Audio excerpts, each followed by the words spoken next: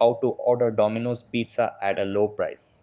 Hey guys, in today's video, I'm going to show you how to get Domino's pizza at a low price.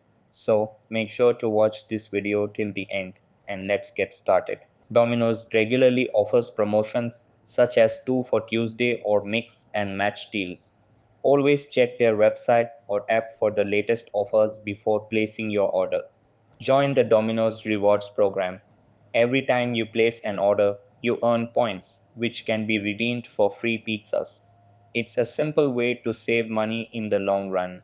Search for discount codes online before placing your order. Many websites provide coupon codes that offer percentage off discounts or free items with your pizza order. Opting for carryout instead of delivery can save you the delivery fee. Plus, Domino's often has special deals for carryout orders, like discounted large pizzas. Sometimes, building your own pizza can be cheaper than ordering specialty pizzas. Start with a basic cheese pizza and add just a few toppings to keep costs down. Stick to just pizza when you're looking to save money. That's all for the video.